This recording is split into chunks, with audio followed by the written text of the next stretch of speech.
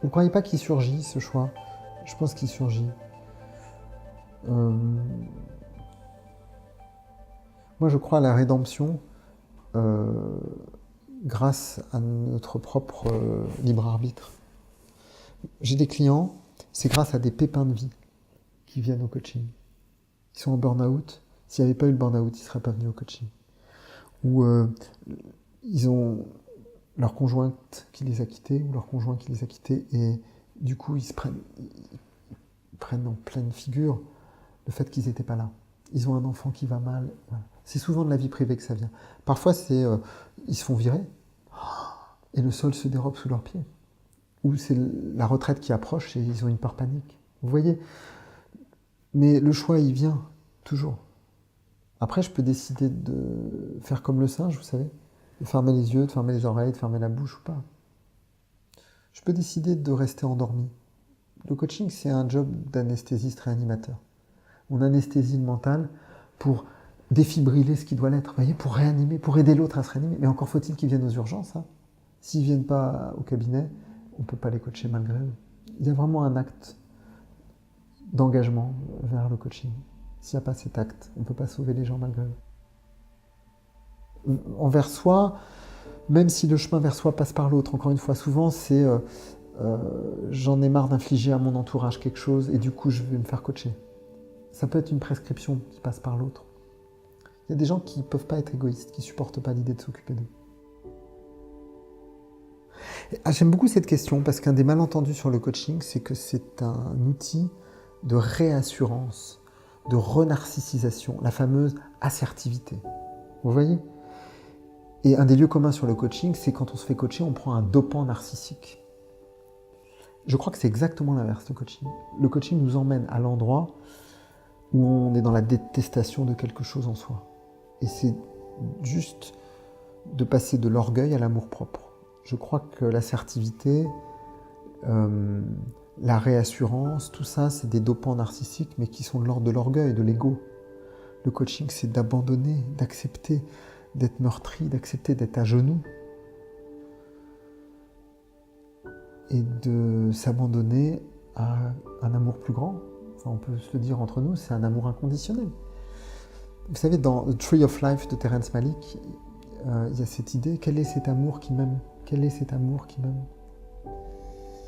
Voilà, je crois qu'on a rendez-vous avec quelque chose de plus grand que nous, qui nous aime malgré nous. Alors, est-ce que c'est l'amour-propre? Est-ce que c'est la joie? Est-ce que c'est la beauté du monde? Est-ce que c'est notre ange gardien? Est-ce que c'est Dieu? Avec une majuscule, au pluriel, au singulier, je ne sais rien. Moi, ma réponse à moi, c'est que c'est de l'ordre d'une transcendance. Ouais. Est-ce que vous vous rendez compte de la contradiction qu'il y aurait à répondre alors que je fais profession de questionner l'autre en faisant l'hypothèse qu'il a ses réponses? Donc je crois que le seul chemin, c'est de choisir d'être en chemin. Que tout est là, dans l'instant où je décide de cheminer. Vraiment. Je pense que si le développement spirituel, si le travail sur soi, c'est jouer du violon, on n'est pas la partition. Il n'y a pas une partition. On n'est pas le violon. Il n'y a pas un superbe Stradivarius qui va produire un son meilleur qu'un autre. On n'est même pas l'instructeur. Ça se trouve, il n'y en a pas. On est l'archer. C'est-à-dire celui qui aide le client à produire un son. Donc je vois mal un archer donner une leçon sur qu'est-ce qui est la bonne musique. Le bon chemin pour moi, c'est de consentir à ce que tout ce qui m'arrive soit juste. Que tout fait signe, tout fait sens, même si dans l'instant, j'y vois pas de sens. De voir derrière une crise une épreuve dont je vais sortir grandi. De ne pas me laisser dévorer par mon angoisse, de traverser, de ne pas m'attacher à des concepts ou à une histoire, vous voyez. Une des limites de certaines psychanalyses, c'est d'être terriblement tourné vers l'histoire, vers l'identité. Je crois qu'en ce qui me concerne, le chemin, c'est de se désidentifier à tous nos faux self, vous voyez, à toutes nos fausses croyances, à nos masques. Je ne crois pas qu'on ait besoin d'identité, en fait. De ne pas être dupe de ces rôles que l'on joue et d'être au contact de la pulsation de l'être. Voilà. Donc, pour certains, ça passe par la souffrance, pour d'autres, ça passe par la joie et l'extase. Je crois qu'on a tous rendez-vous avec l'alternance entre le haut et le bas. Et donc moi, mon expérience, ça a été de ne pas prendre très au sérieux ce qui m'arrivait. Vous voyez, de ne pas prendre très au sérieux le jeu qui parle. Celui qui souffre, celui qui se plaint, celui qui va bien. Finalement, je me suis rendu compte qu'il se passe autre chose dans la vie que ce jeu-là. Vous voyez ce que je veux dire? C'est-à-dire, il se passe la rencontre.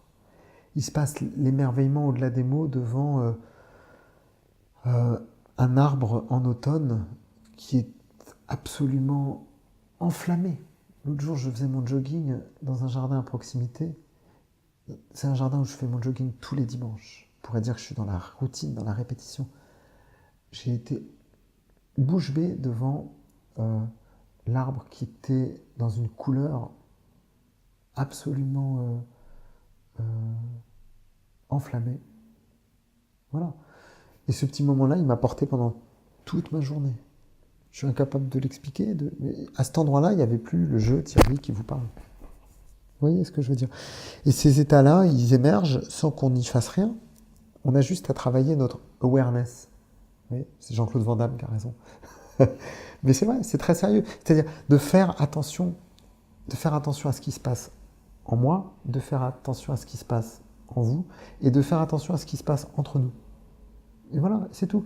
Et faire attention, ça ne demande pas beaucoup d'efforts, en fait. C'est juste être présent à ce qui se passe. Je crois que il s'agit d'être un bon père pour son ego, d'être une bonne mère pour son cœur meurtri, enfin, de prendre soin de soi. Et puis à un moment donné, il va moins crier, il va s'apaiser, il va moins prendre toute la place. Je rencontre plus d'Icare que de Narcisse en entreprise. Plus de Prométhée que d'Ulysse. Vous voyez? Donc, il y a quand même la tentation d'exister avec un ego fort, de se rapprocher du soleil, etc. Non, non, non. Patientons. Souvent, en thérapie, en coaching, dans des états, dans des formes d'accompagnement, de guérison, l'essentiel vient quand on attend un peu, quand on ne se précipite pas. Et là émerge quelque chose. Donc, je crois que notre ego, c'est juste la partie de nous qui est inquiète et qui a besoin de son stroke positif ou négatif, mais de son stroke d'adrénaline. C'est juste de ne pas être trop dupe. Donc c'est un apprivoisement. Moi, je suis en chemin sur l'apprivoisement de mon ego. Voilà, comme tout le monde. J'ai un peu moins peur de lui au fil des ans, vous voyez. Et je lui apprends à avoir un peu moins peur de ses chimères, parce que l'ego, il est spécialiste de fabriquer ses propres chimères. Je vais dire des choses extrêmement génériques, un peu triviales, mais c'est de l'ordre d'une expérience vécue, donc je ne suis sans doute pas le seul pour qui c'est important.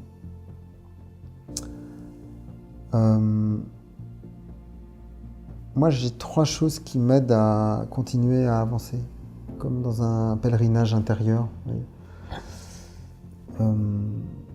La première chose, c'est la foi. J'ai foi. Je ne sais pas bien dans quoi, mais j'ai foi. J'ai foi qu'il y a quelque chose de plus grand à vivre que ce qui apparaît. Tout n'est pas dit dans l'apparence. Donc j'ai foi qu'il y a une lumière qui me guide, ou j'ai foi que je peux être endurant à certains endroits et que ça vaut la peine. Oui. C'est comme des petits gimmicks, c'est comme des petites pensées magiques qui m'aident à avancer. Et c'est de l'ordre de la foi pour moi, ça. La deuxième chose qui me guide, qui m'aide, c'est l'art. Je ne pourrais pas vivre sans la fréquentation des œuvres d'art. Donc j'ai besoin d'aller au cinéma. Je suis vraiment un cinéphile.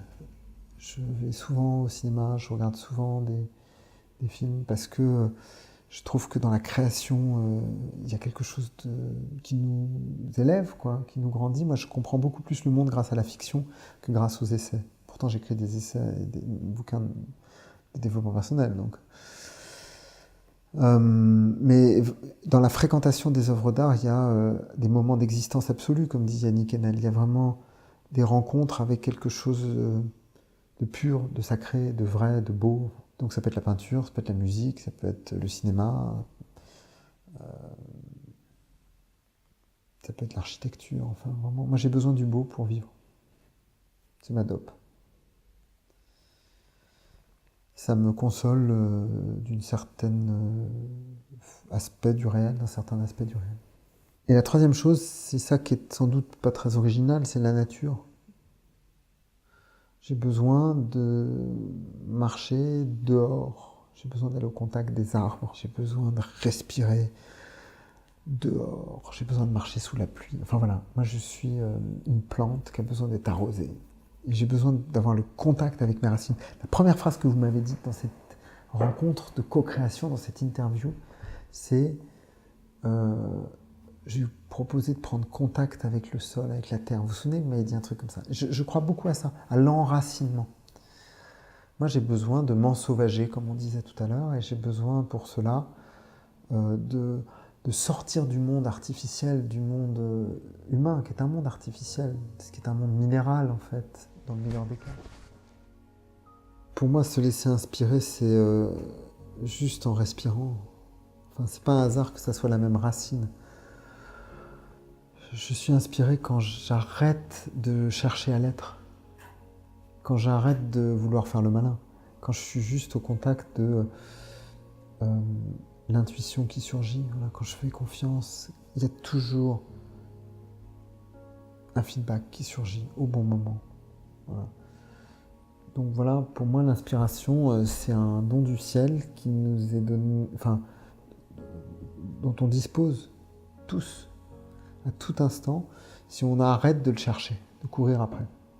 Et c'est donc un abandon absolu de volonté, et je suis pas toujours inspiré, moi.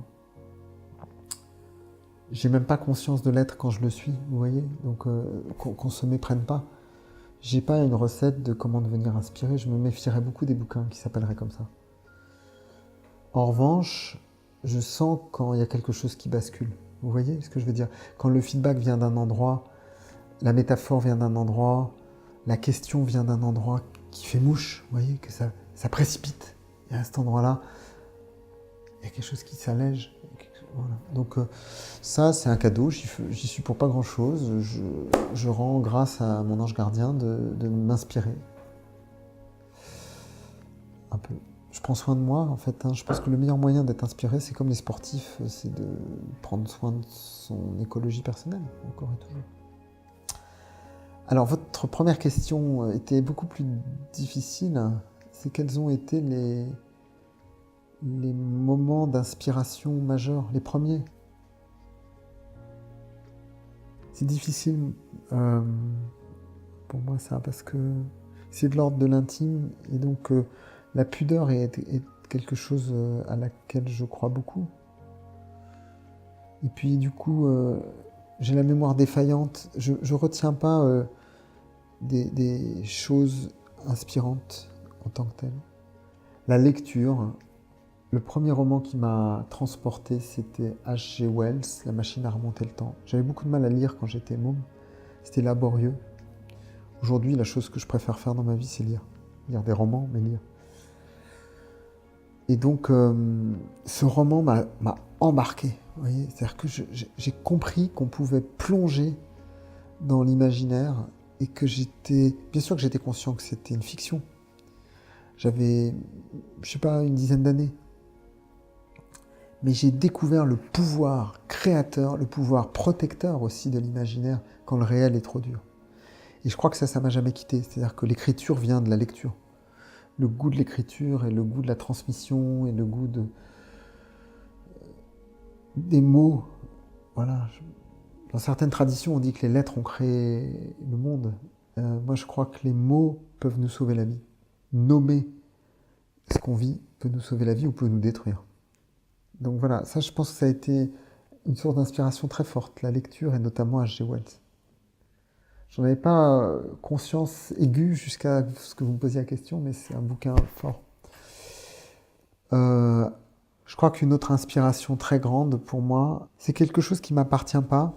C'est sans doute la découverte en troisième qu'en faisant un exposé sur la guerre de Troie n'aura pas lieu de Giraudoux avec un camarade, on pouvait tomber amoureux d'une œuvre, une pièce de théâtre, et transmettre cet amour à d'autres. Là, je crois que c'est le goût de l'enseignement qui m'est venu. J'ai découvert le pouvoir, je n'étais pas charismatique. Mon copain était scientifique, voilà, on n'avait pas du tout de prédisposition. D'abord, à avoir ce coup de foudre pour une pièce de théâtre, et à le transmettre. Je me souviens de cet exposé comme si c'était hier. Ça paraît très narcissique de le raconter comme ça, parce que c'était un moment high. Et je me souviens avoir vu dans les yeux de mes 30 camarades qu'ils allaient lire la pièce et qu'ils avaient envie de la lire. Voilà. Ça, je trouve que... Je dis que ça ne m'appartient pas parce que c'est Giraudoux, quoi. Il y a des œuvres qui nous sauvent la vie. Donc, je disais la lecture, on est toujours sur le même registre, en fait. La lecture de Giraudoux m'avait fait toucher la possibilité de transmettre cette passion. Donc là, on est plus dans l'oral, sans doute, et le théâtre. Une autre source d'inspiration très grande, c'est la musique, la chanson. Mon Walkman m'a sauvé la vie. Vous vous souvenez le truc de Sony qu'on transportait avec des cassettes magnétiques? Je veux dire, c'était mon premier talisman, mon Walkman. C'était vraiment un placenta esthétique. Vous voyez. Et donc,